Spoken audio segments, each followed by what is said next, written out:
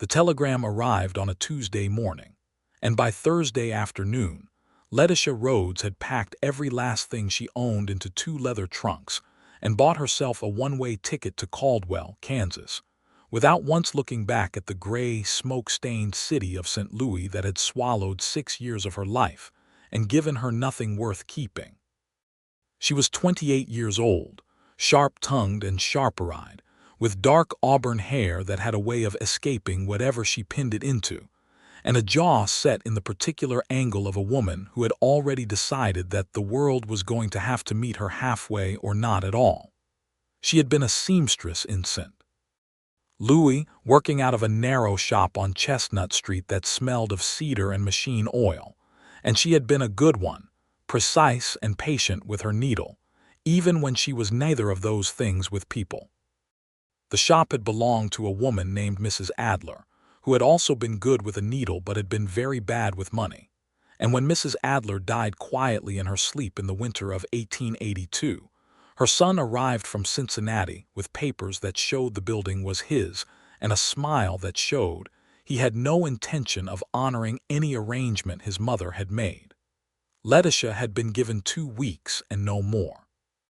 The telegram had come from Caldwell from a woman named Nora Fitch, who had been Letitia's closest friend before Nora married a cattle rancher and moved west in 1879. Nora's letter was simple and direct in the way that all of Nora's communications were. There was work here, real work, a dry goods store that needed a seamstress and a clerk. The owner was decent, the pay was honest, and the air did not smell like the river. Come, Nora had written. Come now before you talk yourself out of it. Letitia had not talked herself out of it. She had, in fact, surprised herself with the speed of her decision, as though some part of her had been waiting for precisely this kind of permission, this shove off the edge of a life that had grown too small and too familiar to sustain her. The train west was loud and smelled of coal smoke, and the particular anxious sweat of people moving toward uncertain futures, and Letitia sat with her back straight and her hands folded in her lap and watched the land change outside the window with something that felt, if she was honest, like relief.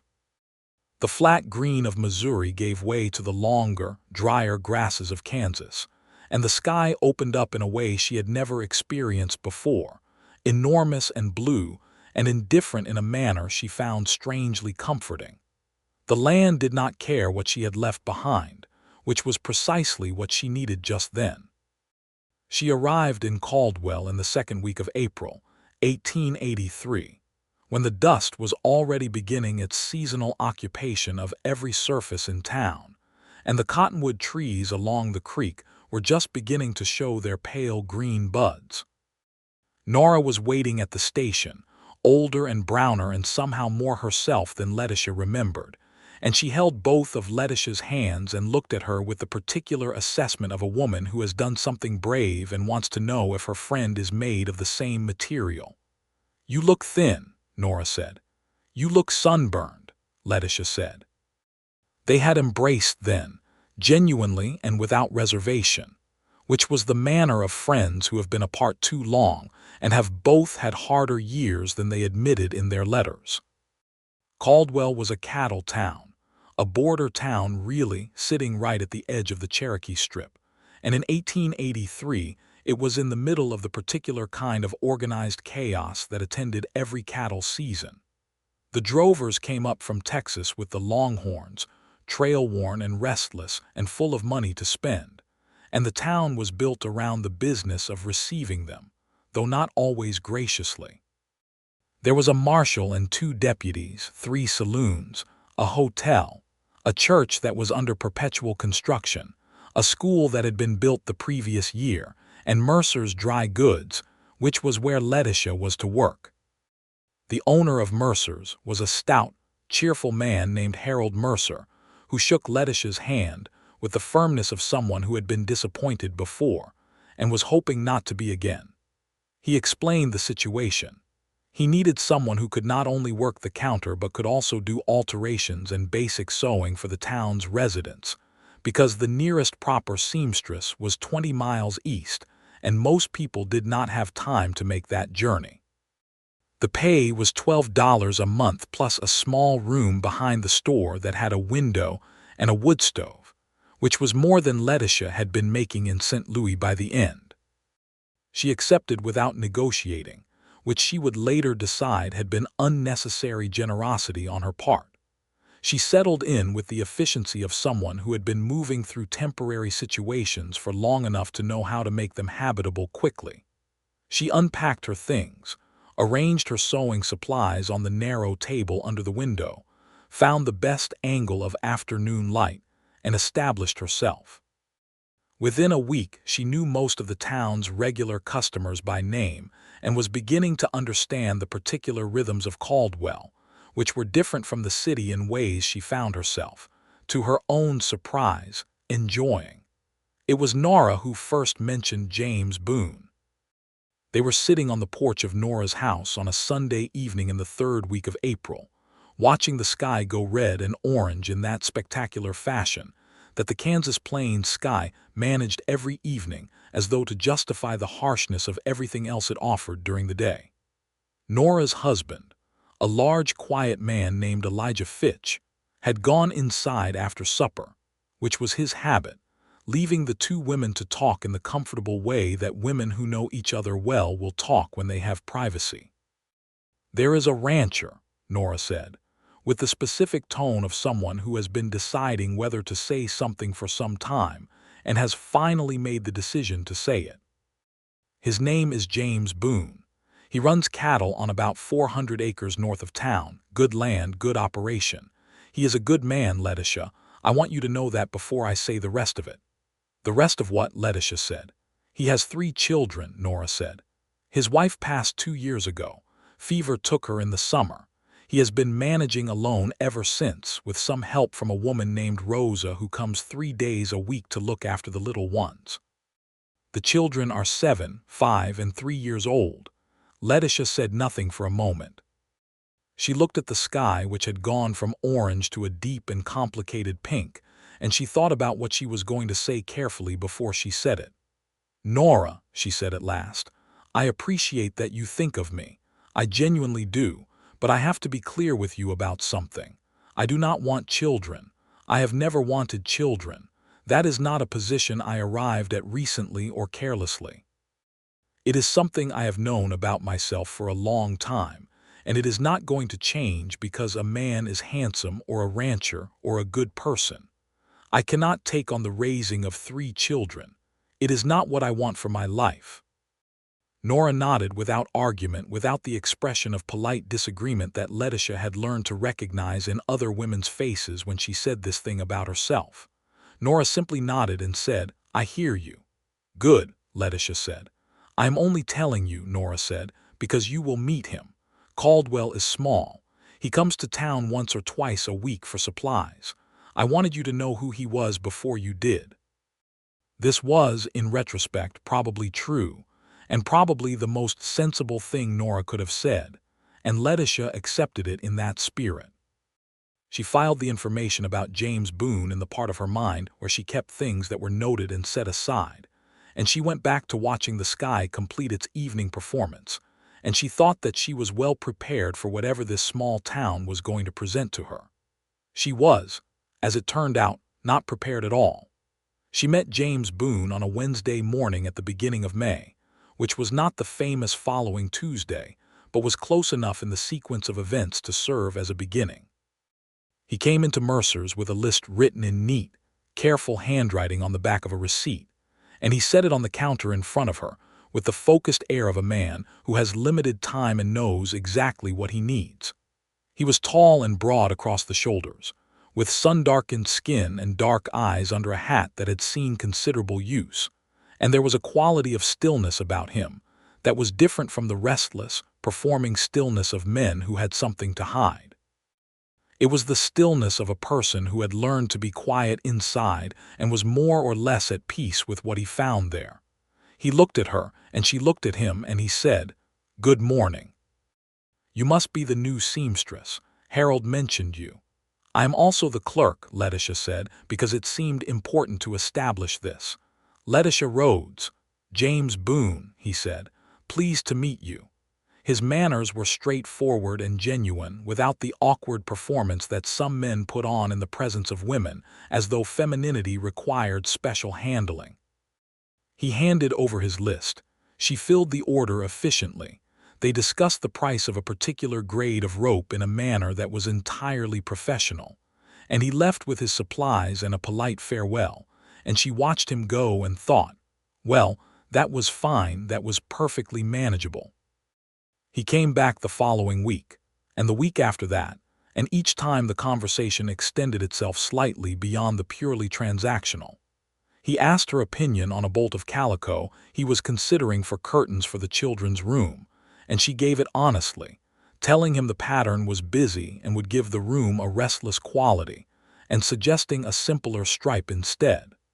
He looked at her with something that might have been surprised appreciation and said that he would trust her judgment. She ordered the stripe for him and had it ready the following Wednesday. "You were right," he said when he came to collect it. "Rosa said it makes the room look bigger."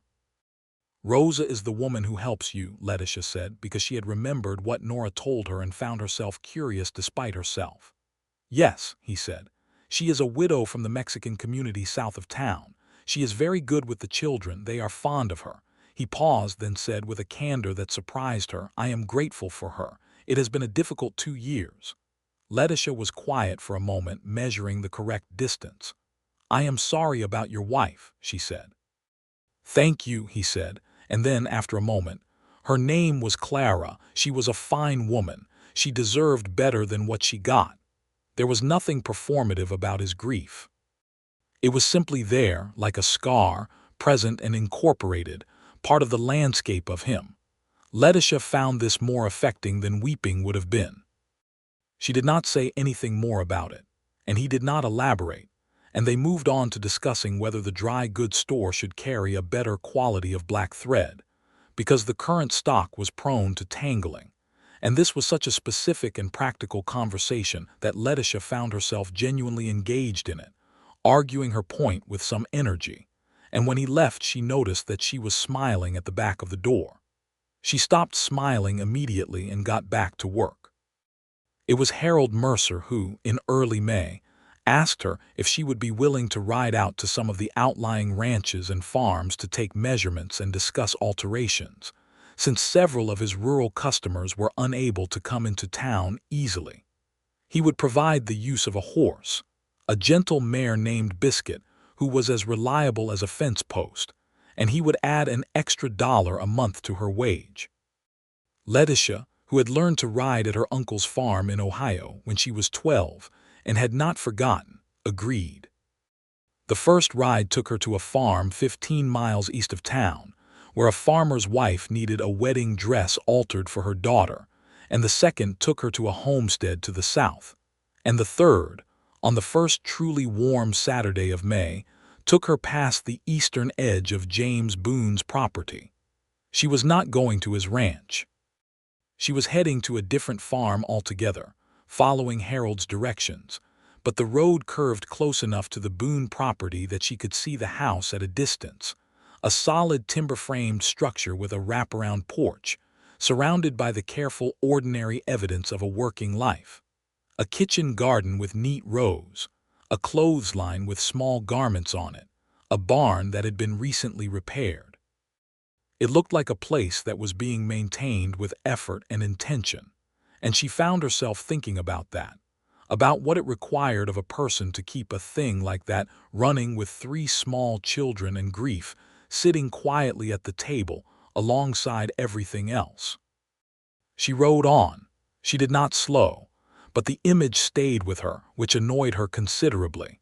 The afternoon that changed things came in the second week of May during a storm. The spring thunderstorms on the Kansas plains were not like the polite rain of the city.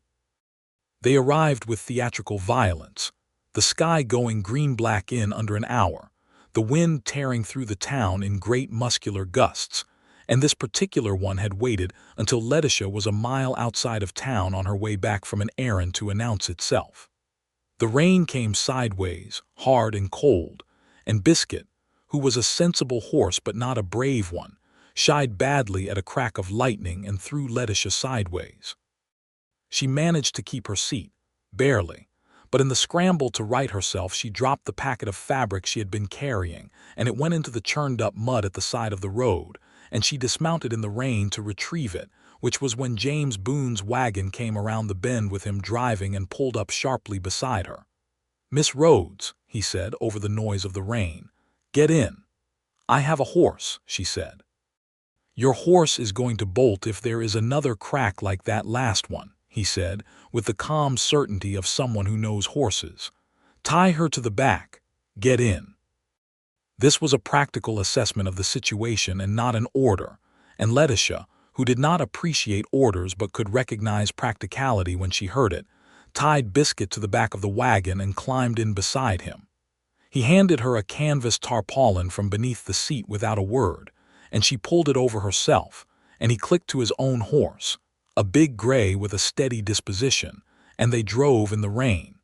For several minutes they did not speak. The rain made conversation difficult, and there was nothing to be gained by shouting, and Letitia sat with the tarpaulin around her shoulders and watched the lightning trace itself across the sky and thought that it was genuinely beautiful in a way that was slightly alarming.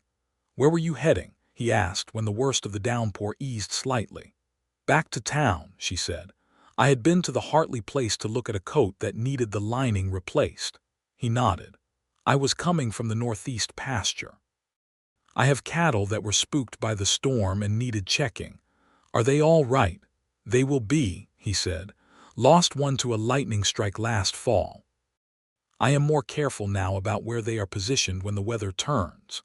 The road back to Caldwell was muddy and slow, and by the time they reached town the storm had largely passed and the sky was doing its dramatic post-storm thing, all washed clarity and golden light, the kind of light that made the town look better than it had any right to. He pulled up in front of Mercer's and she climbed down and retrieved Biscuit from the back and turned to thank him. "Thank you," she said. "That was kind." He looked at her from under his hat with those dark, quiet eyes and he said, "Would you take supper with me, Miss Rhodes? At the hotel tomorrow evening if you are willing." She had not expected this, though perhaps she should have. She stood with the reins in her hand and the evening light doing what it was doing, and she thought very deliberately about what she was going to say. "Mr. Boone," she said, "I should be honest with you before I answer that." "I would appreciate that," he said. "I am not a woman who wants children," she said. "I know you have 3. I am not saying this to be unkind to you or to them. I am saying it because, if you are asking me to supper with a particular intention, it is only fair that you know this about me first." He was quiet for a moment. He took his hat off, which was a gesture of something, respect perhaps, or genuine attention, and he said, "I appreciate your honesty, truly, and I would not ask you to be something you are not or want something you do not want." He paused. "I am asking you to supper because I find you interesting and I enjoy talking to you, and I have not felt that in a long time. That is all I am asking, just supper." She looked at him for a long moment.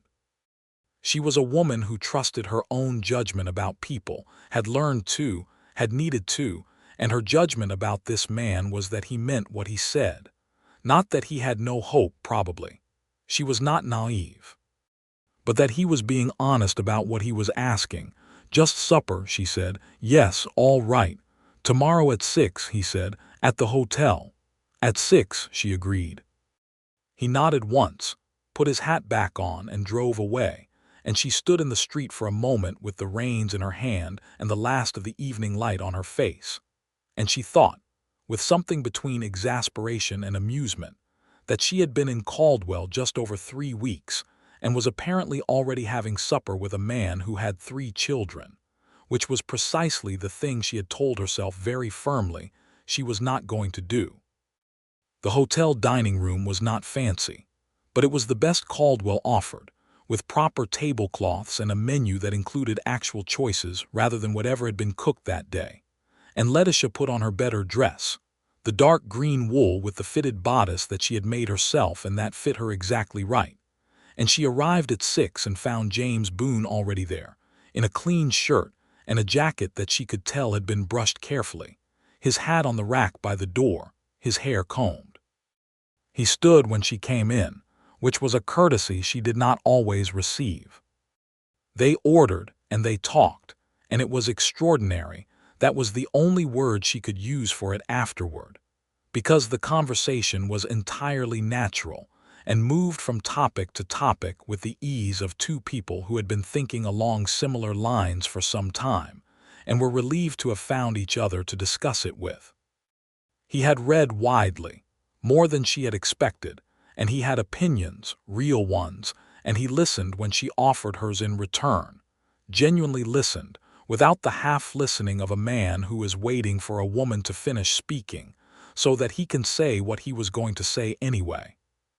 He told her about his ranch, about the practical satisfactions of cattle ranching, about the weather patterns of the southern Kansas plains, about the particular quality of the grass on his land, and why it mattered.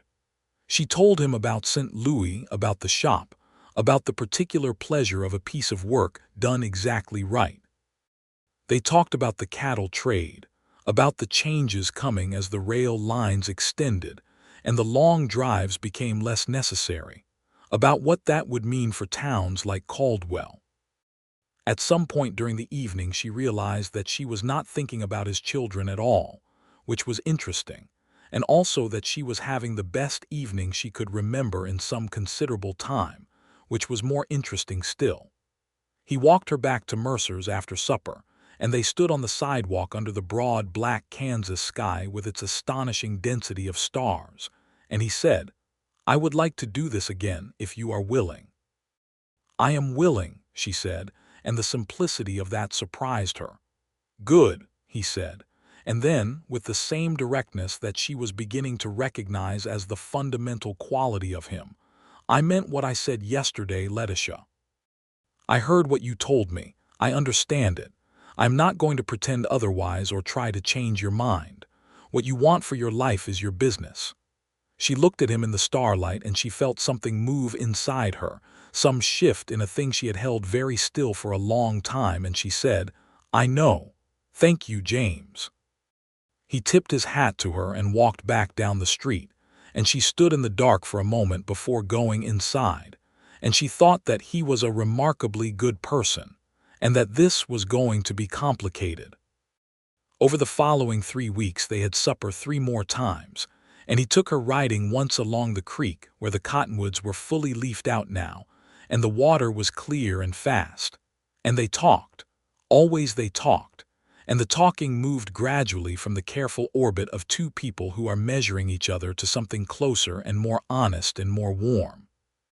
She learned that he had grown up in Missouri, that his father had been a Methodist minister who had died when James was 22, that he had come west on a trail drive when he was 24 and had decided to stay.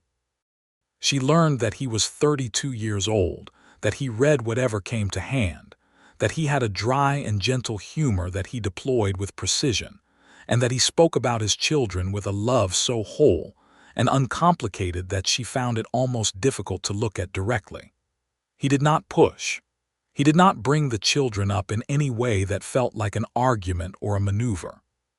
When they came up in conversation, which they did naturally because they were his life, he talked about them simply, the way you talk about weather or land or the things that are just there, constitutive of the world you inhabit. William, who was 7 and very serious. Me, who was 5 and very loud in her opinions. Thomas, who was 3 and had recently developed the conviction that he could fly, which was causing some concern. She laughed at the story about Thomas. She could not help it. It was a genuinely funny story. He smiled at her when she laughed, a real smile, the kind that reaches the eyes. She was, by the 3rd week of May, in a condition that she recognized with considerable irritation as being at least partially in love with him, which was inconvenient and uncomfortable and not what she had planned, but which was also, she had to admit, real. She was a woman who was rigorous about the difference between what was real and what she wished were real, and this was real.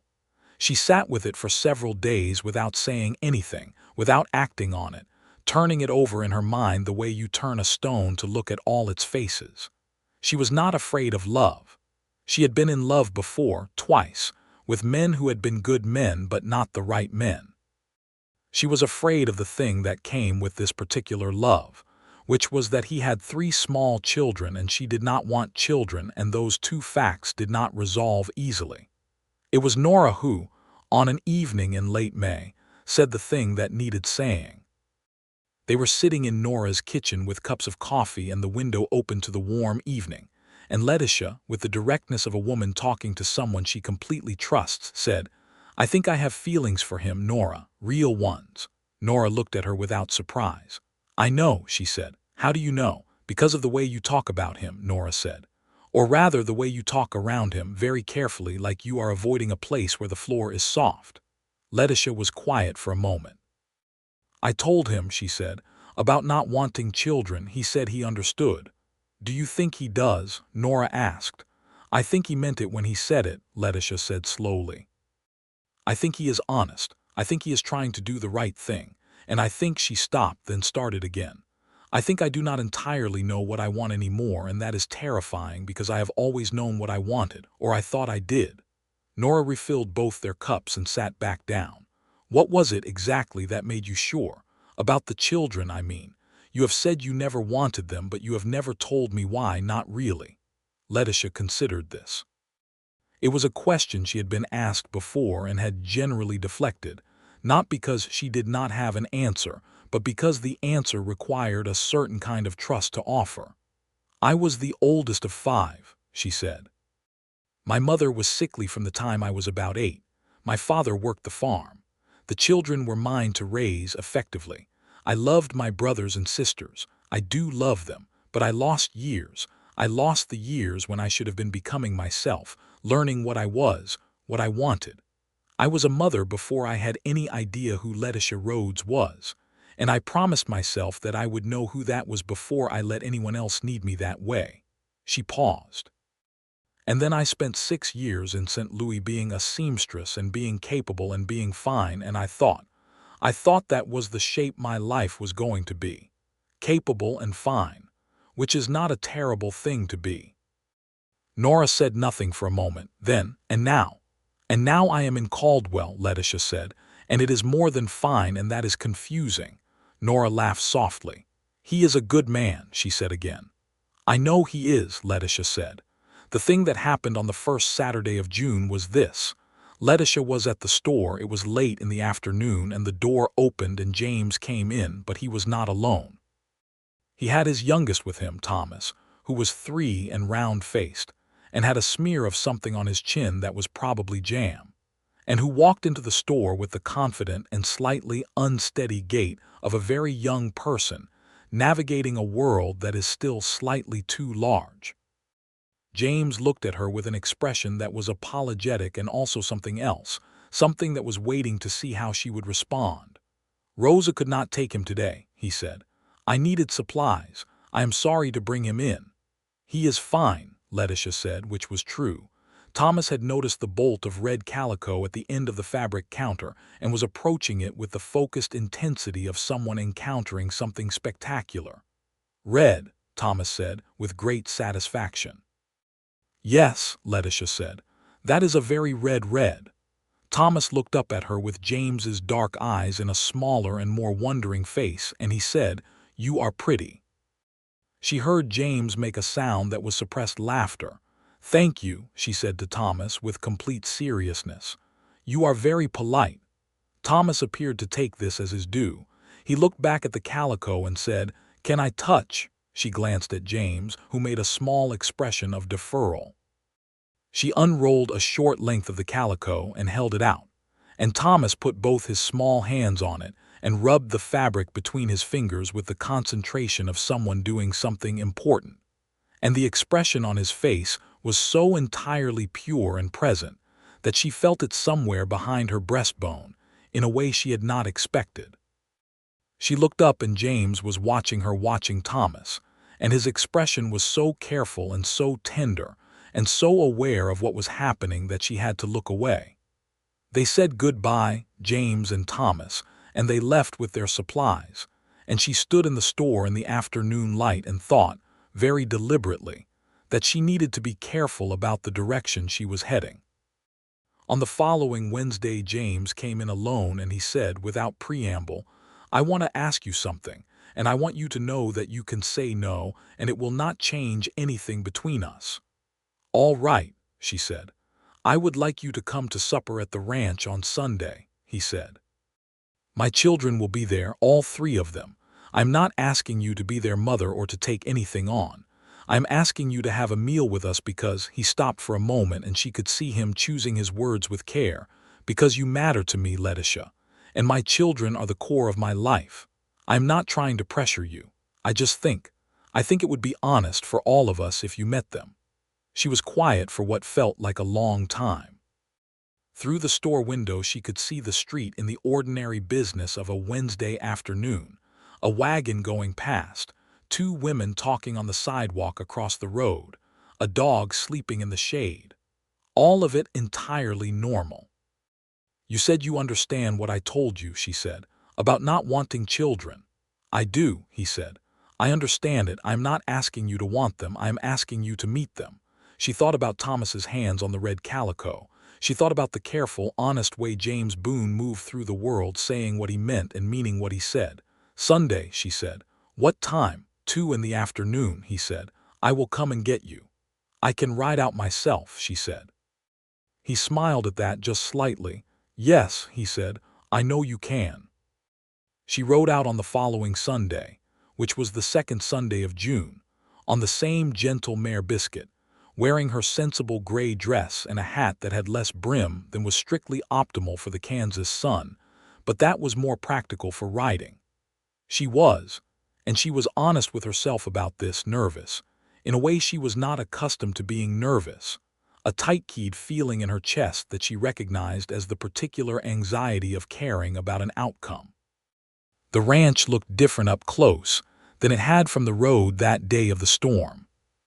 It was solid and well kept, and there were chickens in a pen beside the barn, and a kitchen garden that was more substantial than she had realized from a distance, and there was a large oak tree in the yard with a swing hung from its lowest branch, and sitting on the porch steps as she rode up were 3 children arranged roughly in order of size. William at the top, me in the middle, and Thomas at the bottom, who was wearing a hat that was approximately 3 sizes too large for him. James came out from the barn when he heard her ride up, wiping his hands on a cloth, and he came to take Biscuit's bridle as she dismounted and said, quietly, "They have been out here for the last 20 minutes waiting." She straightened her hat and turned to look at the 3 of them. They looked back at her with the frank and comprehensive assessment that children bring to new people, which is one of the most unsettling forms of scrutiny available. "This is Miss Rhodes," James said to them. "I told you about her. You are the sewing lady," William said. He was 7 and serious in the way his father had described, dark-haired and precise, with an expression that suggested he was already reserving judgment. "I am," she said. "Papa said you are his friend," Me announced. Me was 5 and had her father's eyes and what appeared to be a very independent relationship with her hair, which was going in several directions simultaneously. "Are you his friend?" "I hope so," Letitia said. "I have friends," Me said, "but none of them are grown-ups." "I do not have many friends in Caldwell yet," Letitia said. "I have only been here since April." Me appeared to consider this information. "That is not very long," she said. "No," Letitia agreed. "It is not." Thomas, who had been studying her with enormous seriousness from beneath the enormous hat, slid off the step and walked up to her and said, "You are the pretty lady from the store." "We have met," she said. "You like the red fabric." He beamed at her as though she had said something wonderful, and he said, "Red." James made a sound behind her that was definitely laughter this time. They ate supper in the kitchen, which was a warm room with a good stove and a long table, and Rosa had prepared food before she left, a pot of beans and cornbread and a roasted chicken, and James served everyone with the practiced ease of a man who had been doing this a long time, cutting Thomas's chicken into pieces without being asked, automatically moving Me's cup farther from the edge of the table, noticing when William was quiet in a way that meant he was thinking something and letting him think it. He was very good at this, she thought. He was very good at loving these particular small people. William, over supper, asked her what St. Louis was like, and she told him, describing the streets and the river and the noise and the way the city went on for miles in every direction. He listened with the concentration of someone storing information, and at the end he said, "I would like to see a city when I am grown." "You probably will," she said. "The rail lines are expanding. By the time you are grown, you will be able to go almost anywhere." "Papa says the world is changing fast," William said. "Your father is right," she said. She caught James's eye across the table, and he gave her a small smile, quiet and warm, the particular smile of a person who is witnessing something they had hoped for but were not certain of. After supper, while James washed the dishes, he insisted and she helped, which led to a quiet and comfortable exchange over the basin. Me brought her a drawing she had made, which appeared to depict a horse with a very large head and several extra legs. She studied it with appropriate seriousness and said that the horse had excellent energy, which satisfied me completely. Thomas fell asleep in the front room before the sun went down, small and round under a quilt on the settee, and James carried him to bed without waking him, and Letitia stood in the doorway of the children's room and watched him lay the child down and pull the blanket up, and the gentleness of it was so complete that she turned away quickly, because she felt that she was seeing something private. She rode back to Caldwell in the long summer evening, the sky doing its amber and rose performance above her, and she turned what she had seen over in her mind, carefully, with the same precision she brought to her work. Those children were real. They were people, not a problem, not an abstraction, not a list of things she had told herself she did not want. They were Thomas, who liked red fabric, and me, who had too many opinions, and William, who wanted to see a city. And they were also, categorically and permanently, someone else's children, born of someone else's love, already in the world and already themselves. She understood that she had to think about this more seriously than she had been thinking about it, which required also thinking about what she actually felt for their father, which she had been being deliberately inexact about. She was in love with him. She knew it by then with the certainty of someone who is rigorous with herself and does not use the word loosely. She was in love with James Boone, who was honest and steady and good, who read books and knew the names of grasses and could make Thomas stop crying about something by simply picking him up and talking quietly to him about whatever Thomas was interested in that week. She was in love with him, and she did not know what to do about the fact that loving him meant entering a life that was already full of other people who needed things. She talked to Nora about it that week, and Nora said something that Letitia thought about for a long time afterward. She said, "There is a difference between wanting children and being capable of loving them. You have always known what you are capable of. Perhaps the question is not whether you want this, but whether you can imagine a life without it." Which was, Letitia thought, a different question entirely. James came to supper at Nora's that Friday evening. Nora had arranged it with the easy matchmaking confidence of a woman who was fairly certain she was right. And afterward they walked along the creek in the blue summer evening, and the conversation moved toward the place that both of them had been circling for some weeks. "I think about you all the time," he said very simply in the way he said things. "I want you to know that." "I think about you too," she said. "I know what you told me," he said. "I have not forgotten. I'm not asking you to be someone you are not." "I know," she said. "But James," she stopped, and the creek ran past them in its patient way, and she said, "I went home that Sunday and I thought about it all very carefully. About what I actually feel and what I actually want, and what those things mean when they are placed against each other. And I think the reason I was so certain for so long was because being certain was safe. Being certain meant I did not have to risk the thing I was most afraid of." "Which is?" he asked. "Losing myself," she said. "The way I lost myself when I was 12 years old and became responsible for everyone else's lives before I knew what mine was." He was quiet, and then he said, "That was a great deal to ask of a child." "Yes," she said, "it was. "But you are not 12 anymore," he said gently. "No," she said, "I am not." She turned to look at him in the evening light and she said, "Your children are already themselves, James. They do not need me to raise them. They need their father, who is doing a remarkable job of it, and they need Rosa, and they need each other. What they might need from me, if this becomes what I think it might become, is much smaller than what I was imagining.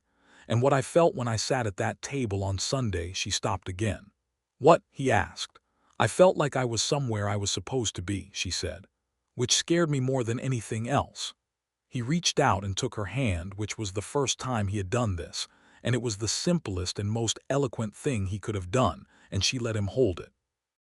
"I would never ask you to sacrifice what you are," he said. "I hope you know that. I am asking you to let me love you, that is all." She looked at the creek and the trees and the cooling Kansas sky and felt everything she had been holding very tightly begin to ease incrementally, like a spring releasing. "Let us go slowly," she said. "As slowly as you need," he said. "But yes," she said, and she felt the truth of it as she said it, solid and uncomplicated and real. "Yes." He brought her hand up and pressed it briefly to his lips, in the old-fashioned manner, which on another man might have seemed theatrical, but on him was simply what it was, sincere and direct. And she squeezed his hand, and they walked back along the creek in the blue evening, with the fireflies beginning to come out and the first stars appearing. And the specific quality of the moment was one she would remember for the rest of her life with perfect clarity. The summer progressed with the warmth and velocity of a season that knows it is temporary and intends to make itself felt. She went back to the ranch on the following Sunday, and the Sunday after that, and by the third Sunday she was helping me with her hair ribbon and discussing with William the comparative merits of various strategies for navigating cattle through a narrow gate. And Thomas had taken to attaching himself to her skirt hem when she arrived, towing himself along behind her with a proprietary air that made James smile every time, and that she had, she privately acknowledged, begun to find irresistible. The children were not perfect. William could be stubborn in a way that required patience. Mee had feelings that were very large for her body and required considerable management. Thomas's conviction that he could fly had been supplemented by a conviction that he could climb anything, which was a different set of problems. They were messy and noisy and present in the way that all small people are, filling a room with their specific and inescapable demands. She did not pretend, even to herself, that this was without difficulty for her, the woman who had always valued her quiet and her solitude and the controlled precision of her own space. But she also found, gradually and honestly, that the difficulty was not what she had feared it would be. It was not the disappearance of self she had dreaded. She was still entirely and recognizably Letitia Rhodes when she rode back to town on Sunday evenings. She was tired sometimes, pleasantly so, and sometimes she needed the quiet of her room and her sewing and her own thoughts. But James understood this without being told, or perhaps with being told only once early on when she said, "I need evenings to myself most evenings to think and to work." And he had simply said, "Of course," without any shade of reproach or bewilderment. Rosa, she discovered, was a woman of great practical wisdom and dry humor, and they took to each other well. Rosa had understood the situation from the beginning with a clarity that Letitia came to appreciate. She did not push or suggest or maneuver. She was simply present and competent, and one afternoon in late June she sat with Letitia at the kitchen table while the children were outside and said, "They like you, the children, not because they are looking for a mother, because you treat them like they are interesting, which they are." "They are interesting," Letitia said with complete honesty. Rosa smiled.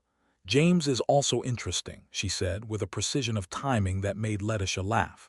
"Yes," she said, "he is that." In July, there was a difficulty of the kind that the West presented without apology. A group of drovers came through Caldwell with a large herd, rowdy and trail-worn, and there was trouble at one of the saloons that spilled into the street, and the marshal was obliged to fire his pistol twice into the air, which spooked horses and sent people running and left a general residue of tension in the town for several days.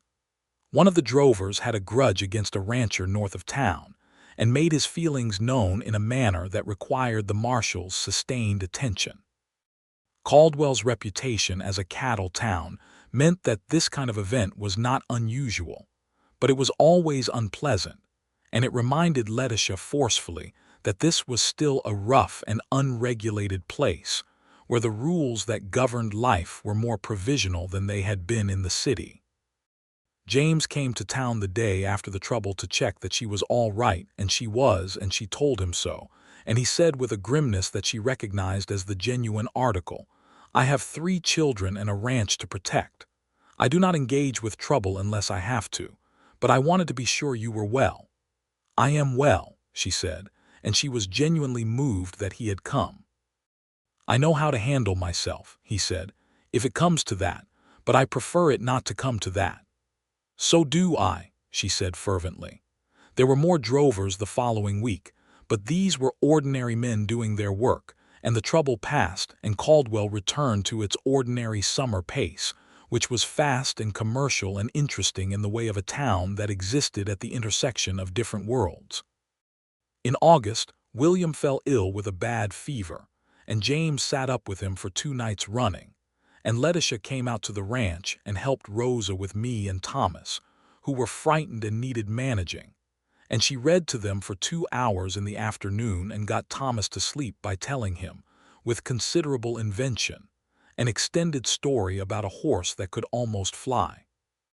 James came out of William's room at one point, hollow-eyed with tiredness and worry, and found her in the kitchen making coffee, and she handed him a cup and said, "He is going to be all right. He has your constitution. He is too stubborn to be otherwise." James looked at her over the coffee cup with an expression that she had not seen on him before, an expression of something being deeply and quietly felt, and he said, "Letitia." "I know," she said. He set the cup down and put his arms around her, right there in the kitchen, and she let herself be held, and she put her hand against the back of his head, and they stood like that for a moment in the ordinary light of the August afternoon, and it was the simplest and most complete thing she could remember feeling in a very long time. William's fever broke the following morning. He was thin and pale and irascible about having to stay in bed, which James told Letitia later with such fond exasperation in his voice that she laughed, and told him that irascibility while ill was hereditary and he should look to himself. He proposed to her in September, on a Sunday afternoon, in the kitchen garden after supper, while the sun was going down over the flat western horizon, and the air smelled of late season and the particular dry sweetness of Kansas autumn. He did not make a large ceremony of it because that was not his way. He said simply, holding both her hands in his, "I love you, Letitia. I want you to marry me. I know what that means and what it does not mean, and I am asking because I want to spend the rest of my life with you, and because I believe you are the best person I have ever known." She stood in the garden and looked at him and thought about everything she had told herself for years about what she wanted, and what she had found here that she had not expected, and she said, "I love you too. Yes, I will marry you." He kissed her then properly for the first time, and it was the kind of kiss that was both tender and entirely certain, the kiss of 2 people who had arrived at this point by the long route and found it worth the distance. They told the children that evening. James gathered them in the front room and said, with the directness he brought to everything, that he and Miss Rhodes were going to be married, and that Letitia was going to live with them, and that this was a good thing. He said it clearly and without the false brightness of someone trying to sell the idea, and the children responded in their individual ways. William asked 2 careful practical questions about where she would sleep and whether she would keep working at the store, which were answered honestly. Me burst into an emotion that was apparently entirely joyful, and immediately began planning what she would wear to the wedding. Thomas looked at Letitia with great seriousness and then said, "Can you tell more stories, like the flying horse?" "Yes," she said, "absolutely. Thomas nodded with satisfaction and climbed into her lap, which was the kind of moment that does not announce itself in advance and which, once it has happened, cannot be undismembered. She talked to Nora that week as she had talked to Nora about everything, and Nora cried a little and was very satisfied and said, "I told you he was a good man." "You did," Letitia said. "You were right." "I am usually right," Nora said. "You are insufferable when you are right," Letitia said, but she was smiling.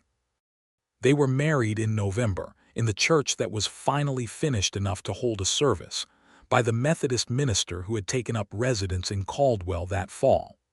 Nora stood with Letitia, and Elijah Fitch stood with James, and the three children sat in the front pew with Rosa, who had dressed them beautifully and who was, Letitia noted, wiping her eyes by the time the vows were exchanged.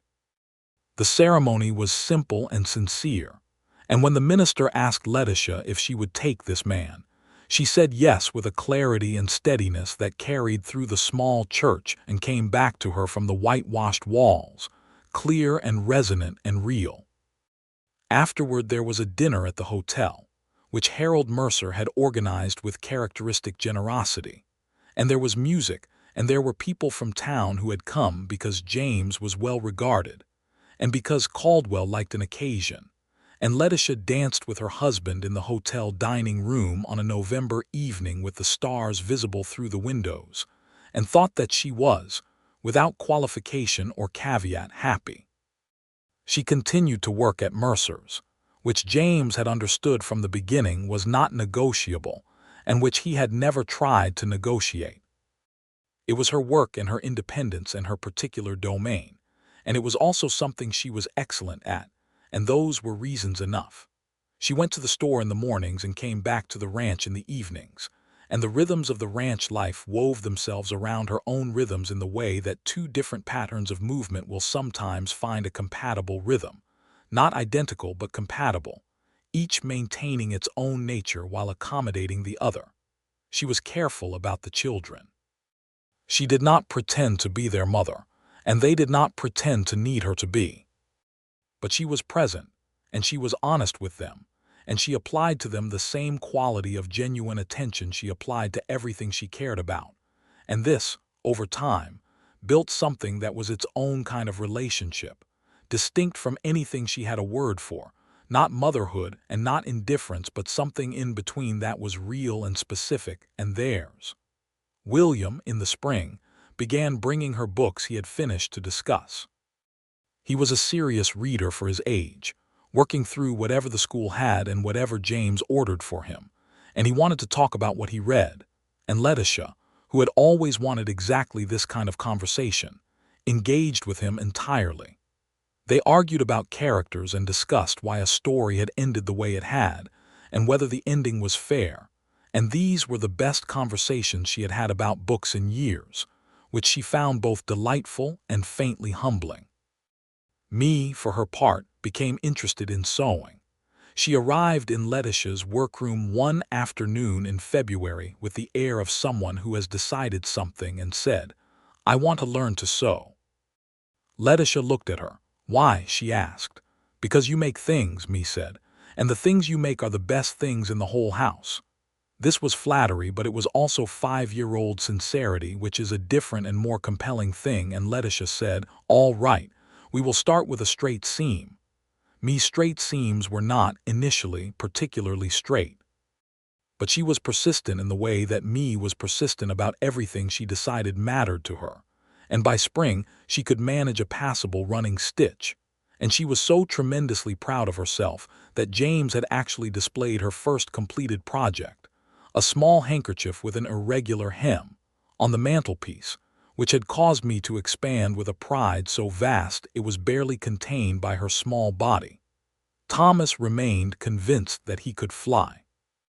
This conviction was now expressed primarily through jumping from increasingly elevated surfaces, which caused Letitia to monitor him with a vigilance she had not expected to develop, and which she described to Nora as exhausting and completely necessary and occasionally very funny. He had Letitia's flying horse stories committed to memory and would sometimes correct her when she varied the details, which she had begun to do occasionally to see if he would notice. he always noticed. The first year of their marriage passed with the ordinary, extraordinary accumulation of a life being built. There were the practical daily negotiations of two people learning each other's domestic habits, which were sometimes amusing and occasionally frustrating, but which both of them approached with good faith and directness. There were the harder moments, the nights when James woke from a dream about Clara and was quiet and distant in the morning, and she learned to give him space in those moments without withdrawing from him, and he learned to come back from them without having to be asked. There were the small particular joys of a life shared with someone you trust completely, the morning conversations over coffee, the evenings on the porch in the summer watching the light fail, the way he knew when she needed quiet and she knew when he needed company, the interlocking reliability of two people who have decided to pay full attention to each other. She understood that loving James meant holding Clara's memory as something real and permanent, and she did not compete with it. Clara had been his wife and the mother of his children and a woman he had loved genuinely, and her death was a loss that had not been repaired, only carried. Letitia did not want to repair it or replace it. She wanted to be her own thing in James's life, something additional, not a substitute. And she thought from everything she could tell that she had managed this and that James had managed it too. In the summer of the second year, in July of 1885, she told James that she was pregnant. She told him in the kitchen garden, which was where the important things seemed to happen between them in the evening, and his first response was complete silence, and then he said, very quietly, "Letitia." "I know," she said. "I was not expecting it either." "How do you feel?" he asked, which was the exact right question. She stood in the garden with the summer evening around her and thought about it with the honesty she brought to everything. She had not been trying to prevent it exactly. She had told herself, after the marriage, that she was being realistic and that nature would manage itself, and she had not thought about it directly, which was perhaps its own kind of decision. And now that it was real, now that there was an actuality to contend with, she searched herself for the fear and the reluctance she had always believed she would feel, and found instead something that was complicated and tender and not at all what she had anticipated. "I am surprised," she said carefully. "I am more surprised than frightened, which is itself surprising." He reached out and took her hand in both of his, which was how he held her hand when something mattered enormously. "Whatever you feel," he said, "we will figure it out together. That has not changed." "I know," she said. "James," she paused, then said it plainly because plainness was what they owed each other. "I think I am happy. I am not completely certain yet, but I think that is what this is." He brought her hand to his lips and held it there for a moment, and she could feel against her hand that he was smiling. "I love you," he said. "I know," she said again. "I know." She told Nora the following day, and Nora was so unreservedly joyful about it that she made Letitia laugh, and between the laughing and Nora's tears and the general warmth of the morning, Letitia found that the thing she had been uncertain about her own happiness had resolved itself into something solid and unambiguous. She was going to have a baby. This was real. And she found, when she sat with it, that it was not a loss of herself but an extension of herself into something she had not known she was capable of, which was different from everything she had feared. She told the children together, James and she, on the following Sunday. William received the news with careful seriousness, and then asked a string of questions about the practical arrangements that were entirely characteristic and entirely endearing. Me declared with absolute authority that the baby should be a girl because there were already too many boys in the house, which made James cover his mouth with his hand to suppress his reaction. Thomas considered the announcement for a long moment and then said, "Can the baby fly?" "No," Letitia said firmly. "Not right away," Thomas conceded. Her pregnancy was, on balance, a manageable thing. The summer was hot and she was tired in ways she had not been before, and there were mornings when she walked the half-mile to Mercer's feeling as though the distance had been privately doubled, and Harold, who was a decent and sensible man, adjusted her hours without making a performance of it. Rosa took on more at the ranch, and James took on still more, without resentment, and without the particular form of martyrdom that some people brought to doing necessary things. He simply did what needed doing, with his characteristic quiet competence, and he was attentive to her in ways that were practical rather than fussy, making sure she ate and rested and was not carrying anything too heavy, without treating her like something breakable. The three children were, in their various ways, remarkably present during the pregnancy. William had decided that he was responsible for informing himself about the relevant facts, and had obtained from somewhere a medical text that he was reading with focused concentration, and occasionally sharing selected excerpts from, which were sometimes useful and sometimes resulted in James confiscating the book, until William had demonstrated willingness to have his questions answered by a grown person, instead of reading them aloud at supper. Mee had appointed herself the primary designer of the baby's wardrobe, and was producing garments of increasing ambition with her needle and thread, most of which were lopsided, but all of which were made with great love.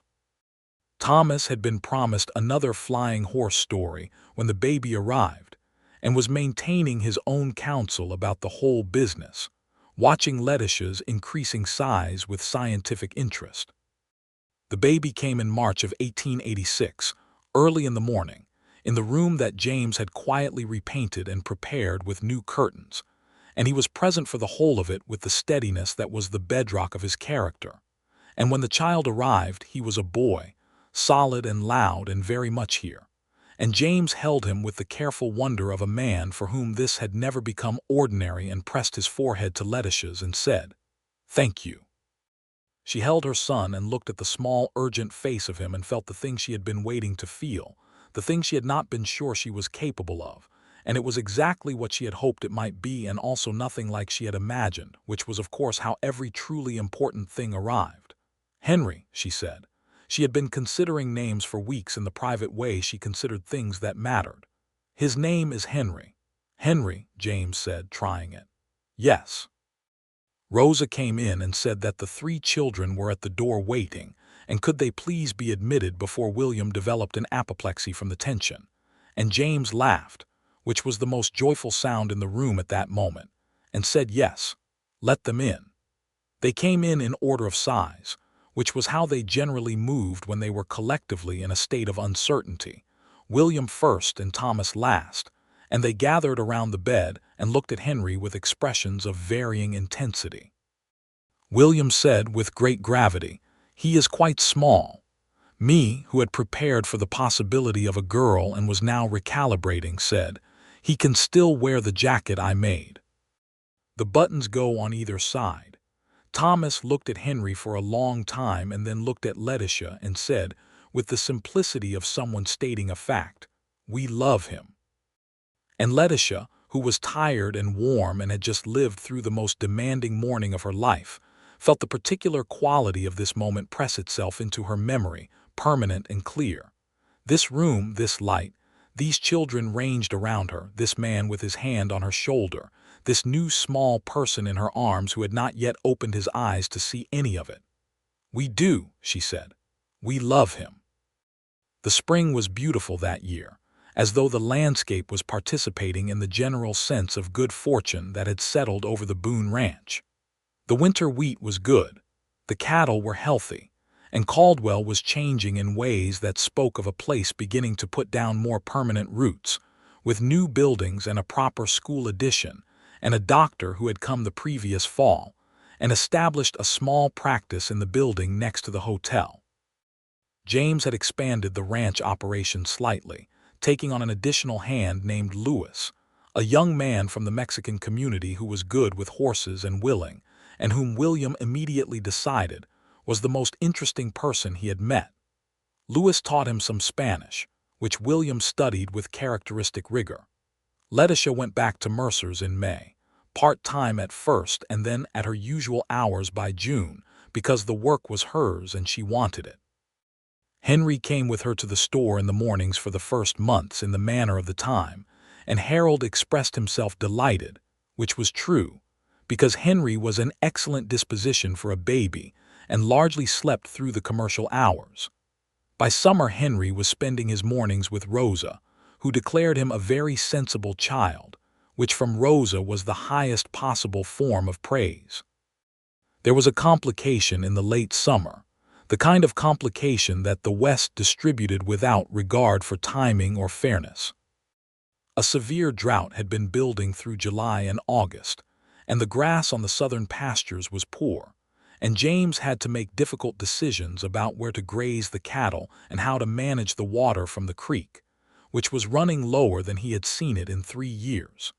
He worked long days, often coming in after dark, tired in the way that is more than physical, the tiredness of someone carrying the weight of difficult decisions. Letitia saw it and did what she could, managing the domestic side of things with greater efficiency to reduce the weight on his shoulders there, and she sat with him in the evenings when the children were in bed and listened when he needed to talk through the calculations and options, and she asked questions that helped him think. "You are good at this," he said one evening, meaning the thinking through rather than the farming itself. "I am good at understanding systems," she said. "Sewing is also a system. Everything has a logic." "What is the logic of this drought?" he asked, with the dry humor that surfaced even at difficult moments. "Logic is that water is finite and luck is not a farming strategy," she said. "So you do what you have described, you move the herd to the northern pastures, you trade off 3 of the weaker animals now to reduce the pressure on the water, and you write to your contact in Abilene about emergency feed prices." He looked at her. "You were not a cattle rancher in your previous life." "I was a seamstress who listened to every person who came into the shop," she said. "You hear a great deal if you listen." He reached across the table and took her hand, and she let him hold it, and outside the window the dry summer night was very quiet except for the crickets and the distant sound of cattle settling. The drought broke in September with 3 days of rain that was gentle and sustained, and soaked properly into the ground rather than running off, and the grass recovered with the quiet resilience of prairie grass, which has survived a great deal of difficult weather and knows its business. The ranch came through the year with less profit than James had hoped, but with the herd essentially intact and the land in reasonable condition, and he emerged from the difficult season with the particular satisfaction of someone who has navigated something hard without breaking, which was its own kind of success. In the fall, William started at the expanded school and demonstrated the same concentrated diligence that characterized everything he did, coming home in the evenings with questions about whatever the teacher had introduced that day, and working through the answers with the methodical patience of a future scholar.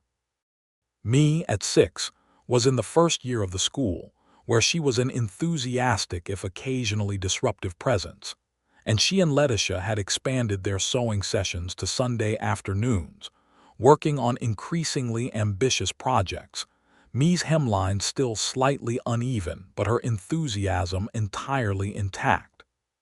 Thomas, at 4, was not yet at school and was the most comprehensive embodiment of the phrase, "into everything," that Letitia had ever encountered, and she managed him with the combination of genuine affection and firm boundary setting that she was discovering suited both of them.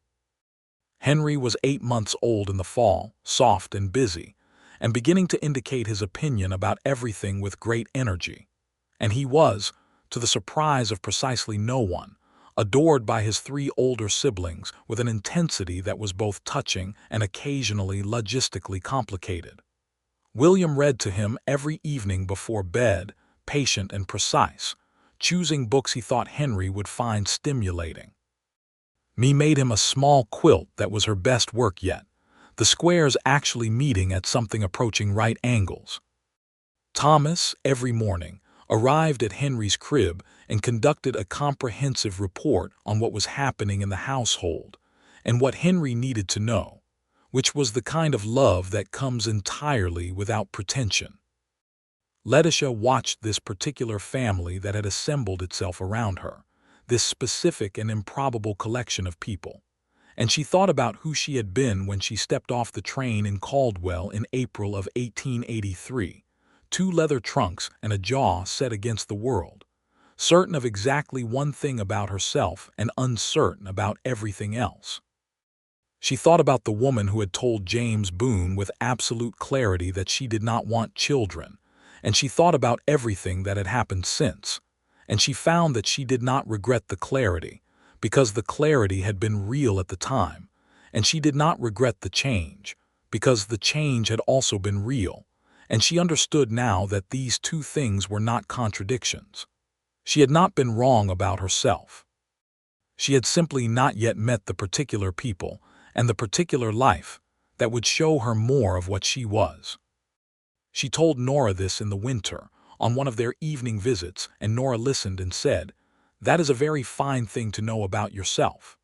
"It took a while," Letitia said. "Most things worth knowing do," Nora said.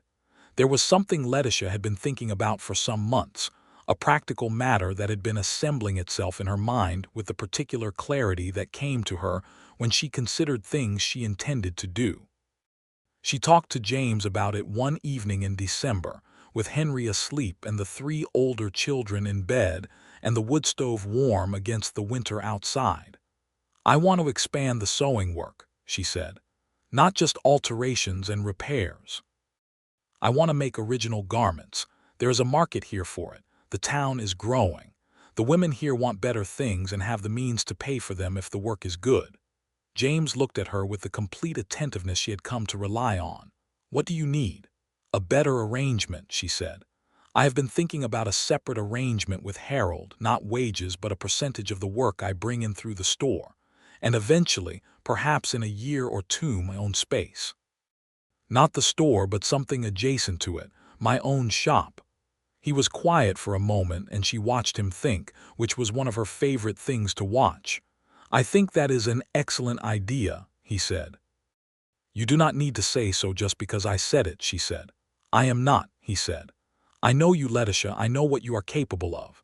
A shop of your own is exactly the right thing for you. What do you need from me to make it possible?" She felt the warmth of this, the specific warmth of being known accurately and supported without reservation, and she said, "Not money, not yet. Just your opinion on whether I am reading the situation correctly." "You are," he said. "The town is growing. There will be more women with more money and less time to travel to Wichita for their clothes. It is a sound business." "Good," she said. "Then I will talk to Harold in the spring." She talked to Harold in the spring, and Harold, who had always understood Letitia's capabilities better than he had ever said, agreed to the new arrangement immediately, and with an enthusiasm that suggested he had been waiting for her to propose something like it. By the summer of 1887, Letitia Rhodes Boone was operating a dressmaking business out of the back of Mercer's with 2 women who came in to help with the cutting and finishing on busy weeks, and she had more orders than she could comfortably fill, and was selecting them with the assurance of someone who knows their own work is worth choosing. James watched this development with a pride that was clear and entire, and without any shade of the complicated male ego that Letitia had encountered in other men, when women proved themselves capable. He told people his wife was the best seamstress south of Wichita, which was probably true. He brought her coffee on the mornings she stayed late at the store, riding the 4 miles into town in the early morning because he had noticed she sometimes forgot to eat when she was deep in work. He said nothing about this that suggested he thought she needed looking after. He simply brought the coffee and they sat together for a quarter of an hour in the quiet store and talked about whatever was in their minds, and then he rode back to the ranch and she went back to work. In the summer of 1887, on a Saturday afternoon in June, Letitia and James sat on the porch of their ranch house and watched their 4 children in the yard. William, at 9, was teaching Thomas, at 5, the rudiments of checkers, with a patience that somewhat exceeded his general disposition. Me, at 7, was engaged in some complex project involving a length of ribbon and the long-suffering chicken that spent most of its time near the porch. Henry, at 15 months, was sitting in the grass with the concentrated intensity of a person who has recently discovered that grass is both very present and very interesting. The evening was warm, and the sky was beginning its performance, and Letitia had a glass of lemonade and James had his coffee, and neither of them felt any particular need to say anything at all, which was the specific and irreplaceable comfort of two people who have found their right company in each other. After a while James said, "Are you happy, Letitia?" She considered the question with the care it deserved. She looked at the yard, at the four children, at the garden, at the western sky doing its extraordinary best, at the man beside her who had asked the question not because he doubted the answer, but because he thought the question itself deserved to be asked and answered properly, out loud, between two people who had promised to be honest with each other. "Yes," she said, "I am happy, genuinely and without qualification." He nodded, satisfied in the way of someone whose most important question has been answered clearly. "Good," he said. "Are you?" she asked. "Beyond what I believed was available to me," he said simply, which was perhaps the most James Boone answer it was possible to give, direct and true and slightly formal in its honesty, and she felt it land in her chest with the warmth of something that was going to stay. The following year brought a succession of events that wove themselves into the fabric of the life she had built. The dry goods store expanded in the spring of 1888, and Letitia finally opened her own dedicated space, a small narrow shop 2 doors down from Mercer's with her name painted on the window glass by the sign painter from Wichita who came through Caldwell twice a year, and she stood in front of it on the morning it opened, and felt the particular satisfaction of something she had worked toward being finally, fully real. Nora was there, and Rosa, and Harold and James and the children were dressed up because me had insisted, and William had made a small speech that he had written out carefully and delivered with great seriousness about the importance of his stepmother's work to the community, which had made Harold laugh with genuine delight, and had made Letitia hold herself very still, because she did not want to cry in front of the sign painter from Wichita. William did not call her his mother. None of them called her their mother. They called her Letitia, which was what she had asked them to call her and which had become, over time, a word that carried with it everything a word can carry when it is used the right way by the right people. Clara was their mother. Clara was remembered. On her birthday in October, James put flowers on a small shelf in the front room where her photograph stood, and the children knew the date and understood what it meant, and Letitia stood with them and thought that this was how it should be, that love did not require the erasure of what had come before. In the spring of 1889, Henry, who was 3 now and had the confident and slightly unstoppable quality of the youngest child raised among older siblings, announced to the family at breakfast that he intended to be a rancher when he grew up, which caused James to look at Letitia over the table with an expression that was entirely composed of happiness. Thomas, at 6, said that he himself was going to be a horse trainer, which was by this point not a surprise to anyone. Me, at 8, had decided she was going to be a dressmaker like Letitia, which had the effect of making Letitia feel something she had no precise word for, a kind of continuity and recognition, the sensation of something being passed forward. There was one more thing that was not yet known at breakfast that morning, which Letitia had been turning over in her mind for 2 weeks with the particular deliberateness she brought to large things, and which she told James that evening, after the children were in bed. "I think there is another one coming," she said. He looked at her. He was very still for a moment. "Letitia," he said. "I know," she said. "It is good news. I am telling you it is good news."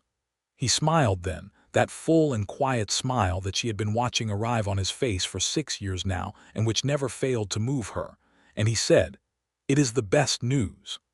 The second child Letitia carried was born in November of 1889, a girl this time, and she arrived with a tremendous amount of personal opinion about the whole experience, crying loudly and insistently from the first moment, which Letitia thought showed good character.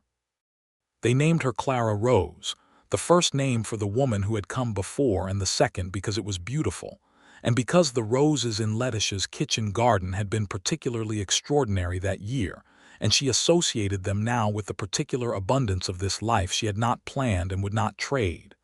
James held the baby and looked at Letitia and said, very quietly, "Clara." "She should know her name," Letitia said. "It is a good name."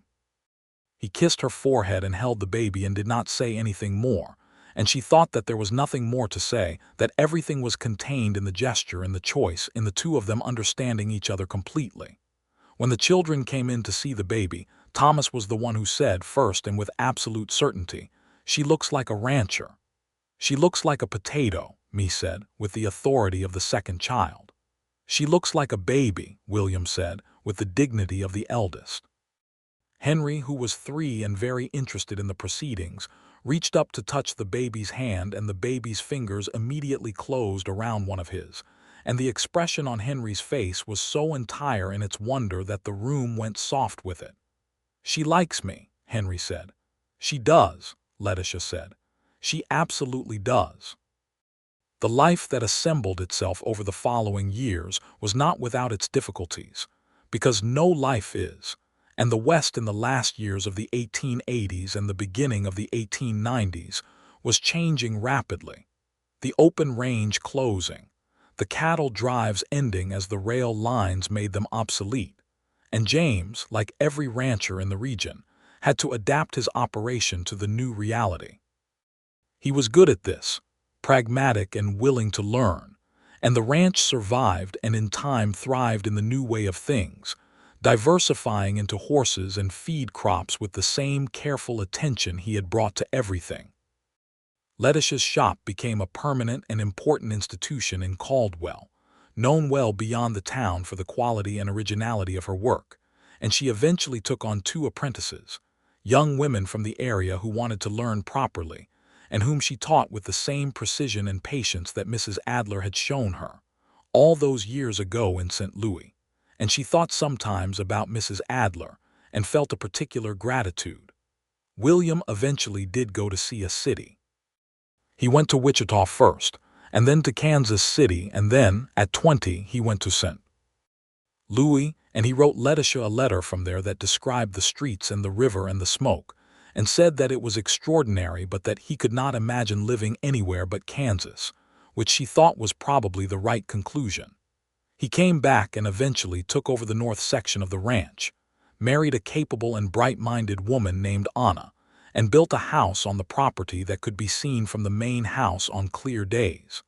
Me became a seamstress, as she had declared she would. She worked in Letitia's shop for several years, became genuinely skilled, and eventually opened her own shop in the neighboring town, and she wrote Letitia letters about difficult customers and complicated hems, and the particular satisfaction of finishing a piece of work exactly right, and Letitia recognized every word of these letters from the inside.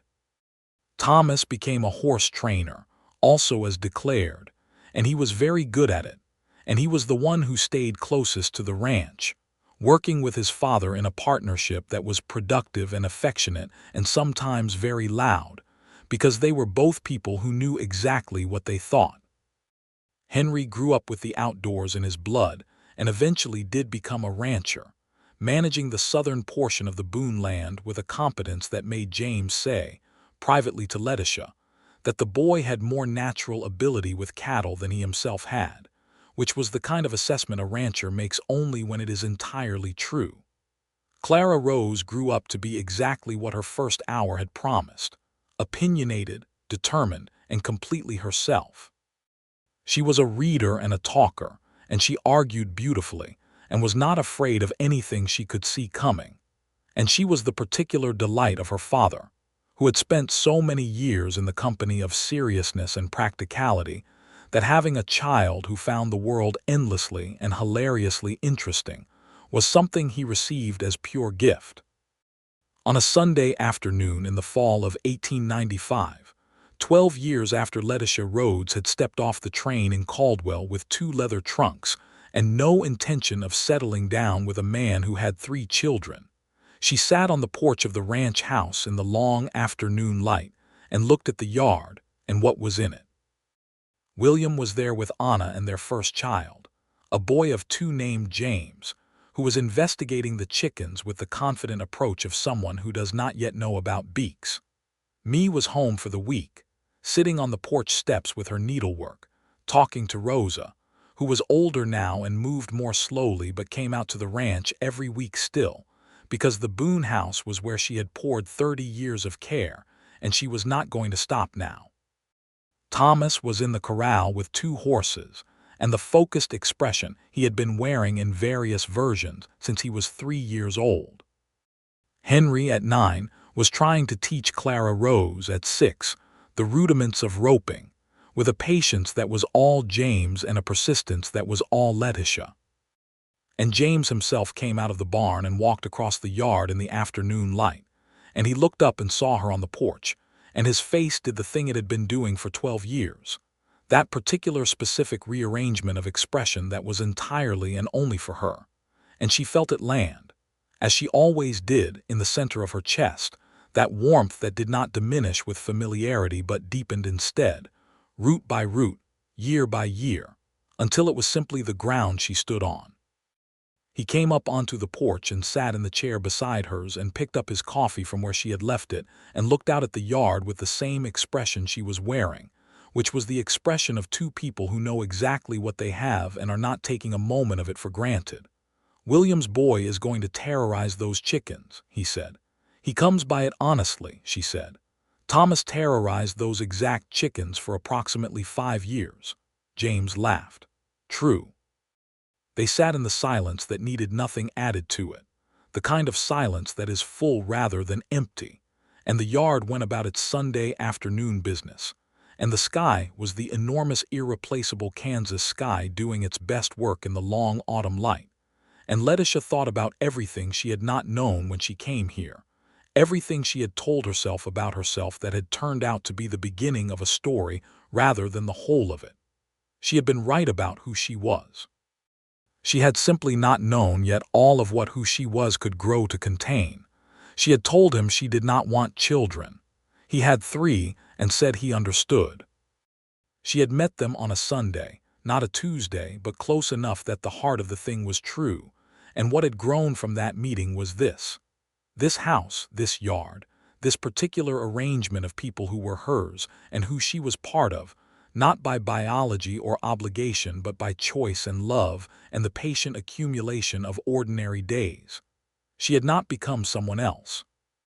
She was entirely and recognizably Letitia Rhodes Boone, a woman with a shop of her own and strong opinions about thread quality, and a husband she loved with the full force of her considerable nature, and 5 children, 5 people she had not anticipated and could not imagine being without.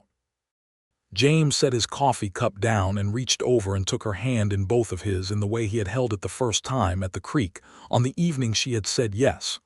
"What are you thinking?" he asked. She looked at the yard, she looked at the sky, she looked at him. "That I am glad I got off that train," she said. He squeezed her hand. "So am I," he said, "every single day."